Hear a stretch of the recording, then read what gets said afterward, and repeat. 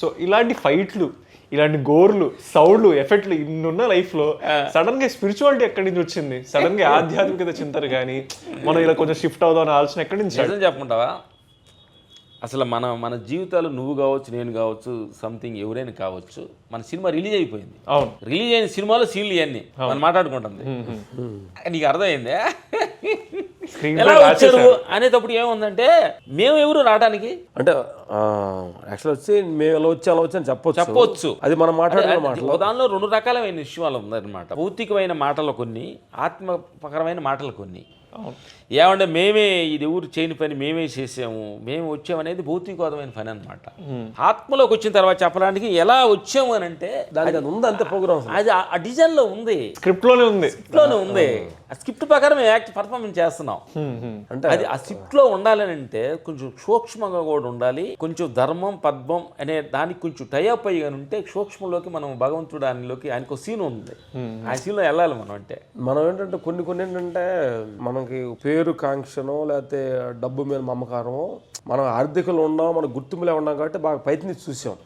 యాక్చువల్గా మన డౌన్లో ఉన్నప్పుడు చూడాలి. ఆడికి వెళ్ళి నాకు అర్థమైంది మన దీనికోసం ఇంత ప్రయత్నించి అక్కర్లేదేమో అని. టాప్ వెళ్ళినా కానీ మన కాళ్ళు కిందే ఉండాలి అనేది అది. ఓకే ఓకే అంటే ఏమైందంటే ఎవరైనా ప్రపంచంలో కొన్ని వాళ్ళు జాబులు ఎదుగుతుంటారు, తప్పు లేదు. కానీ ఎదిగే కొంది వీరి కేర్ఫుల్గా ఉండాలి. ఎస్, ఎందుకంటే మనకి పైకి వెళ్ళే కొంది, చెట్టు ఎక్కే కొంది ఎక్కువ మన కంట్రోల్ తప్పుతూ ఉంటాం. అవును, హైట్ పెద్దకుంది. అప్పుడు అనుకున్నాం మాకు హైట్ పెరిగి నాకు అనిపించింది, ఎదగాలని ప్రయత్నించామే, గాలికి అలా ఊగుతున్నాం, బ్యాలెన్స్ లేదు, కాళ్ళు కరెక్ట్ లేవు. అప్పుడు ఇదేంటిది, ఎదగాలి ఇంత తాపాత్ర వచ్చిన అక్కడికి వచ్చే స్ట్రాంగ్ ఉండాలి కదా, అక్కడ ఊగుతుంది ఏంటి, భయం వచ్చింది. ఓహో ఎక్కడికి వెళ్ళినా మన వేళ్ళు కరెక్ట్గా ఉన్నాయా? ఏళ్ళు కూడా కాదు, పైన ఉన్నాడు ఆయన, అందుకుంటాడు ఆయన. ఆ క్షణంలో కానీ మనకు థాట్ వచ్చింది అనుకోండి, పై నుంచి ఆయన ఎన్ని లంగర్స్ చేసేస్తాడు, పట్టుకోవచ్చు మనం. సో చాలా మంది దేవుళ్ళు ఉన్నారు ప్రపంచంలో. ఒక్కొక్కరు ఒక్క పేరు చూపిస్తుంటారు. కిలోమీటర్ దాటితే ఇంకో దేవుడు ఉంటారు, దేశం దాటితే ఇంకో దేవుడు ఉంటారు.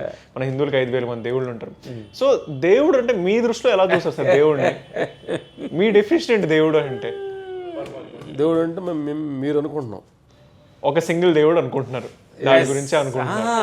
సింగిల్ మా భారతదేశంలో ఎంతమంది, ఎన్ని కోట్ల మంది జనం ఉన్నారు? 140 కోట్లు ఈజీగా ఉన్నారు. అంతమంది దేవుళ్ళు.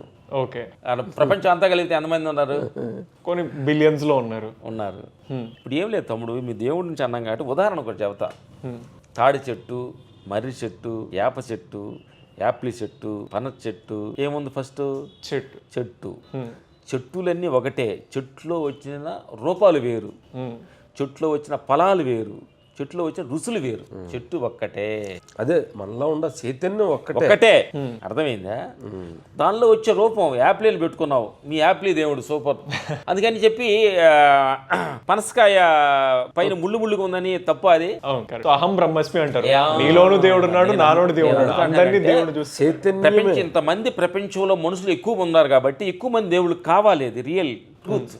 అందుకని మేము మనిషిలో ఉన్న చైతన్యాన్ని గుర్తుపెట్టాం. అందుకని మేము ఈ దేవుళ్ళు ఈ పార్టీలో రాలే. మేము ఏ పార్టీలు వెళ్ళాలంటే భయం వేస్తుంది. ఇప్పుడు మా దేవుడు నాన్న అనుకోండి, మీ దేవుడు గొప్ప తక్కువ.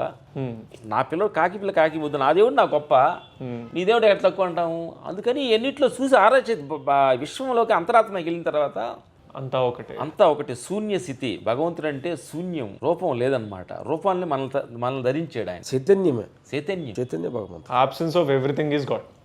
Presence of everything is also God. అందుకని ప్రతి మనిషి నమ్మకంగా జీవించాలి, భక్తిగా జీవించాలి. అందుకే నీకు నచ్చిన దేవుడు ఎవరు ఉండారో నమ్మకంగా భక్తిగా జీవించండి.